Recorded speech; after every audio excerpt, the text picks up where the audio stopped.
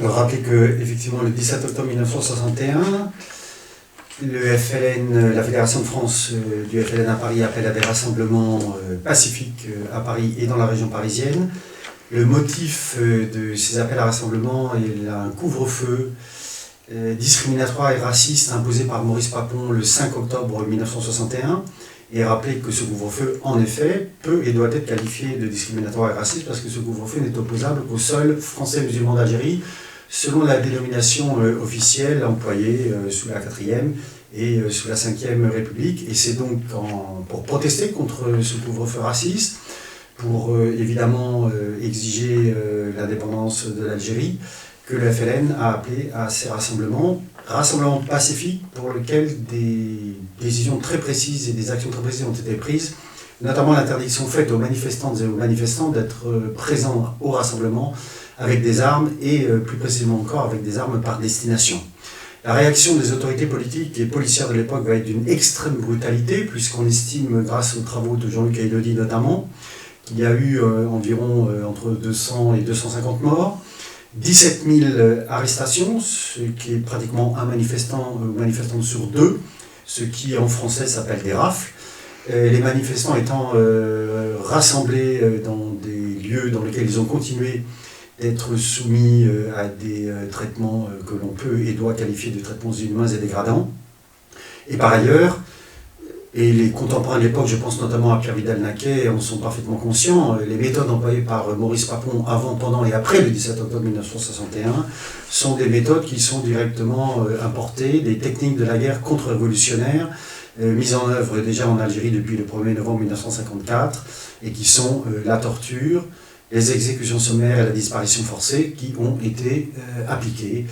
par la police de Maurice Papon et par les harkis supplétifs dont il se servait à Paris et dans la région parisienne, en ajoutant, et la chose est très importante, que pour l'ensemble de ces faits, Maurice Papon a évidemment été couvert par son supérieur hiérarchique, le ministre de l'Intérieur Roger Frey, le Premier ministre Michel Debré, et relativement au mensonge d'État qui a été forgé immédiatement après les massacres du 17 octobre 1961, c'est-à-dire la thèse officielle selon laquelle il y a eu très peu de morts et que, ultimement, ces morts sont liées aux tirs des militants du FLN, le général de Gaulle a donc effectivement couvert ce mensonge d'État de façon, au-delà du mensonge d'État lui-même, de couvrir ses subordonnés et son gouvernement, bien sûr.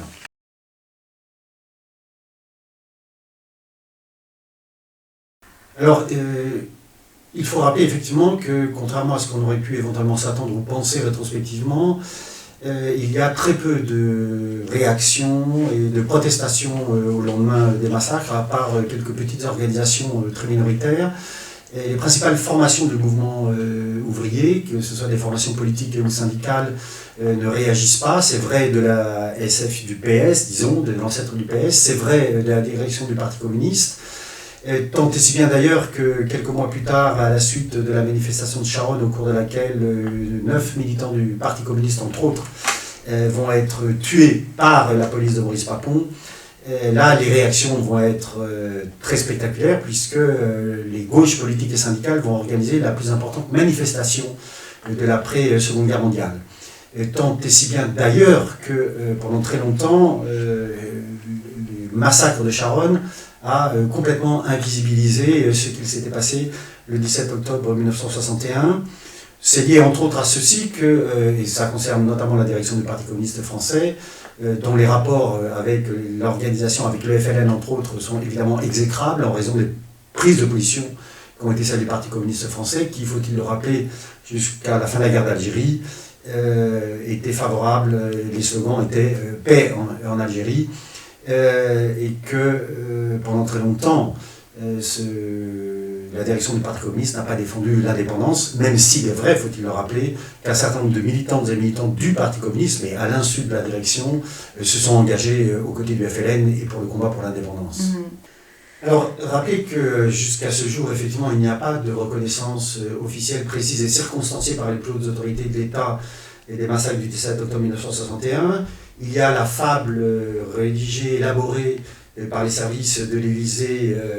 et Emmanuel Macron, tendant à faire croire que les massacres du 17 octobre 1961 sont seulement imputables à Maurice Papon, alors que chacun sait, historiens, spécialistes de la Ve République, ceux qui travaillent sur les rapports entre le pouvoir politique et la police, le pouvoir politique et la préfecture de police, savent pertinemment que Maurice Papon a agi avec l'aval de ses supérieurs. Et donc il ne s'agit pas simplement d'un crime perpétré par Maurice Papon, il s'agit assurément d'un crime d'État, puisque ça a impliqué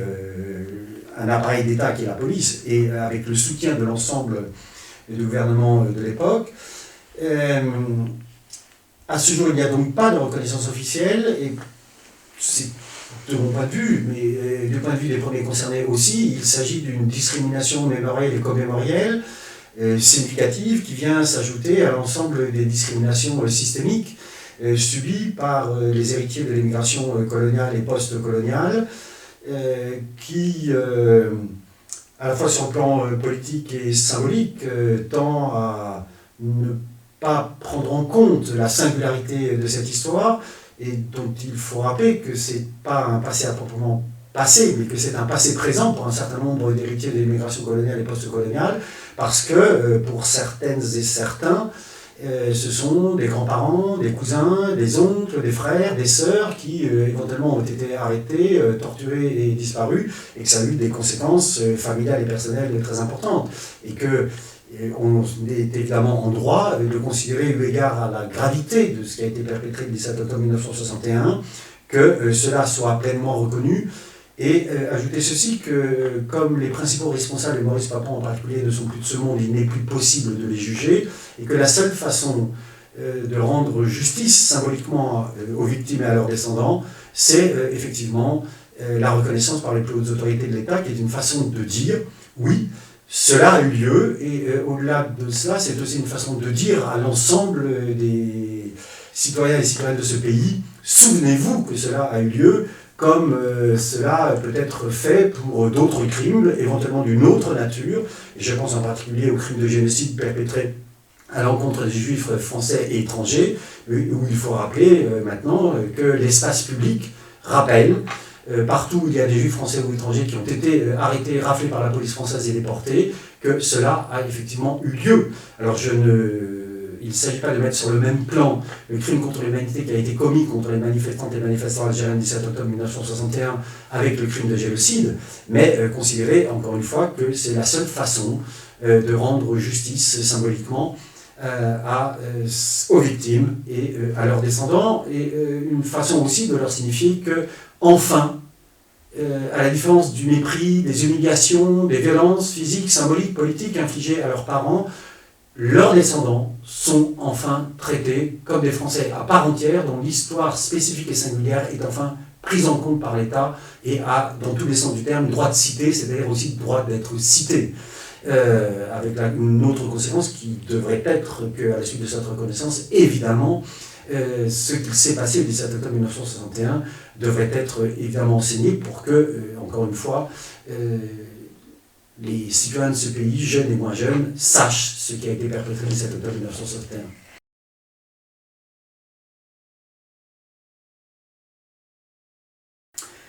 Alors, il faut rappeler effectivement, contrairement à une mythologie nationale républicaine, selon laquelle il y aurait d'un côté l'Algérie livrée par les politiques aux militaires qui se seraient livrés aux crimes que l'on sait, c'est-à-dire déportation, exécution sommaire, disparition et torture, et que de l'autre, la métropole serait restée fidèle à ses principes. Ce qu'il s'est passé le 17 octobre 1961, entre autres, mais pas uniquement, mais ce qu'il s'est passé assurément avant, pendant et après le 17 octobre 1961 prouve qu'il n'en est rien, puisqu'effectivement Maurice Papon, qui était auparavant inspecteur général en mission extraordinaire en Algérie et à Constantine en particulier pendant la guerre, est nommé à Paris, c'était à l'évidence une promotion, et il ne vient pas seulement avec ses hommes, il vient encore une fois avec les techniques de la guerre contre-révolutionnaire employées en Algérie, qu'il va appliquer à Paris, dans la région parisienne, puisque les contemporains l'ont documenté très vite, et ont su très vite qu'effectivement la police de Maurice Papon et les harkis se livraient à la torture et à la disparition forcée. Et l'appellation même de Français musulmans d'Algérie prouve, contrairement à, là aussi et là encore, à la mythologie nationale républicaine selon laquelle la communauté nationale serait composée d'individus libres et égaux en droit, l'appellation français musulman d'Algérie prouve à l'inverse que les autorités politiques de la 4e et de la 5e République distinguent au sein du corps national une communauté, entre guillemets, qu'ils identifient à partir de critères, alors français musulmans d'Algérie, de critères religieux, mais il n'est pas besoin d'être grand clair pour comprendre qu'au-delà de ces critères religieux, ce qui est mobilisé aussi, ce sont des critères ethno-raciaux. Ces mêmes critères qui vont d'ailleurs permettre à la police de procéder massivement à des contrôles aux faciès,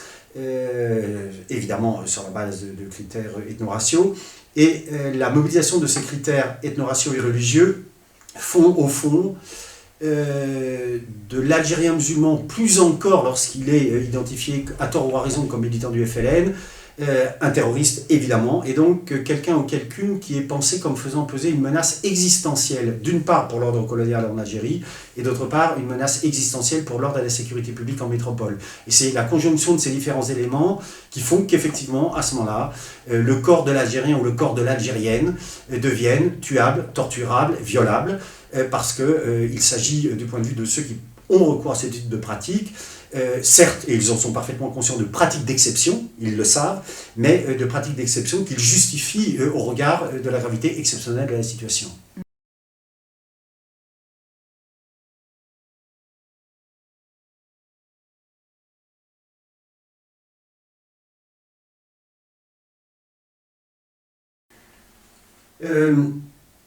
Sur le traitement politique de la fin de la guerre de libération d'Algérie, appelée ici guerre d'Algérie, appelée, faut-il le rappeler, pendant très longtemps événement d'Algérie, qui était une façon de nier évidemment la réalité d'une part de la guerre, mais aussi la réalité des moyens d'exception employés au cours de cette guerre, donc une guerre longtemps sans nom, l'objectif étant de nier évidemment ce qui était en train d'être perpétré. Le moins qu'on puisse dire, c'est que relativement à ce qu'il s'est passé en France, alors que cet anniversaire aurait dû être l'occasion pour les plus hautes autorités de l'État, non pas seulement de reconnaître qu'il y a eu guerre, mais de reconnaître effectivement l'ensemble des crimes commis au cours de cette guerre, crimes de guerre, crimes contre l'humanité. Je rappelle juste cet élément, mais qui est un élément absolument fondamental, que la disparition forcée qui a été massivement utilisée pendant la guerre d'Algérie, à la fois dans les départements français d'Algérie, mais également en métropole, et entre autres à l'encontre des manifestants du 17 octobre 1961, que la disparition forcée est aujourd'hui effectivement considérée comme un crime contre l'humanité. Et donc on aurait été en droit d'attendre, si ces autorités politiques françaises n'étaient pas à ce point pusillanimes, de se saisir de cet événement pour reconnaître ce qui avait été effectivement perpétré à l'époque. Et rappeler que de ce point de vue-là, contrairement à une image d'Épinal donnée par des dirigeants de droite comme de gauche de la France, le plus souvent présentée comme une sorte d'avant-garde qui guide l'humanité vers un avenir radieux, qu'en matière de reconnaissance des crimes coloniaux, la France n'est non seulement pas une locomotive, mais pour utiliser cette métaphore ferroviaire, n'est même pas dans le wagon de queue. Comparativement à d'autres États, je pense au Canada, aux États-Unis, à la Nouvelle-Zélande, à l'Australie, à la Grande-Bretagne, à l'Allemagne et à la Belgique, qui, d'une façon ou d'une autre, ont non seulement reconnu les crimes commis à l'encontre des populations autochtones, c'est vrai pour les Indiens par exemple aux États-Unis et au Canada, à l'encontre évidemment des populations afro-états-uniennes réduites en esclavage, ou pour ce qui est de l'Allemagne, la reconnaissance du génocide perpétré en 1904 dans les colonies allemandes, à l'époque nommées colonies du sud-ouest africain, l'actuelle Namibie, où il y a eu une reconnaissance et des réparations financières. La France, comparativement à ces États, ni ne reconnaît, ni évidemment n'accorde de réparation financière pour les victimes en général, et évidemment pour les victimes algériennes en particulier.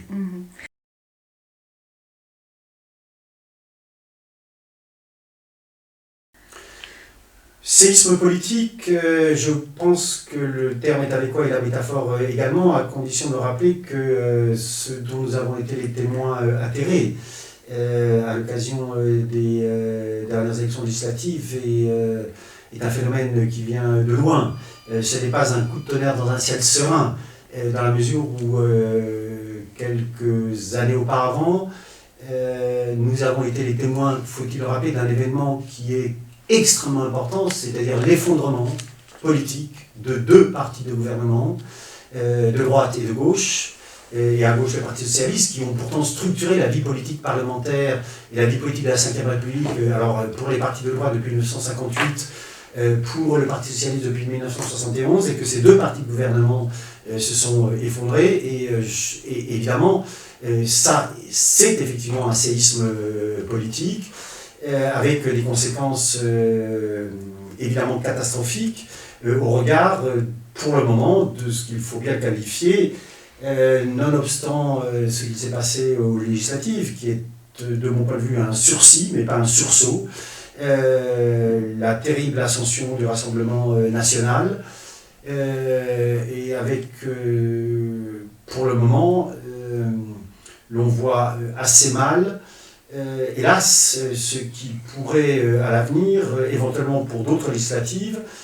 à l'occasion des prochaines élections municipales en 2026, et plus gravement encore, si je peux dire, à l'occasion des prochaines élections présidentielles en 2027, on voit mal qui, à l'heure actuelle, pourrait être en mesure, à la fois sur le plan personnel, mais plus encore sur le plan politique et partisan, d'empêcher l'élection de Marine Le Pen à la présidence de la République. Et de ce point de vue-là, ce qui s'est passé en Italie devrait nous rappeler que, alors pour des raisons diverses, selon un calendrier évidemment spécifique à l'histoire à la fois politique et parlementaire italienne, mais qu'en Italie aussi, pour des raisons particulières, on a assisté à l'effondrement du système partisan tel qu'il était structuré depuis la Seconde Guerre mondiale, et qui a frayé la voie à l'arrivée au pouvoir d'une organisation et d'un parti néofasciste, et la nomination et l'élection de Giorgia Meloni à la présidence du Conseil.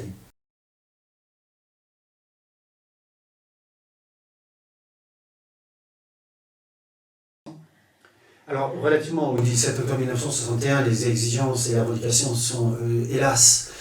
toujours les mêmes. C'est la reconnaissance par les plus autorités du crime d'État, l'ouverture de toutes les archives, la mise en place d'un lieu de mémoire. Et si ces revendications sont toujours les mêmes, c'est parce que jusqu'à présent, et en dépit de mobilisations très anciennes qui remontent à 1991, en dépit de la mise en place d'un collectif qui est un collectif national, en dépit de la mise en place de collectifs locaux qui, à la suite du 40e anniversaire, se sont mobilisés dans un certain nombre de villes, ni les gouvernements de gauche, ni les présidents de gauche, ni les présidents de droite, pas plus Emmanuel Macron, n'ont véritablement fait droit à ces revendications. C'est la raison pour laquelle ces revendications demeurent pendantes. Relativement au massacre du 8 mai 1945, les revendications sont à peu près les mêmes, c'est-à-dire la reconnaissance par les plus hautes autorités de l'État, pareillement l'ouverture des archives, pareillement la mise en place d'un lieu de mémoire, en précisant là qu'il y a une échéance tout à fait particulière, puisque 2025 va être, le 8 mai 2025, le 80e anniversaire de ces massacres. Au regard de leur extrême gravité, il faut rappeler que c'est entre 30 et 40 000 morts entre le 8 mai 1945 et l'été 1945.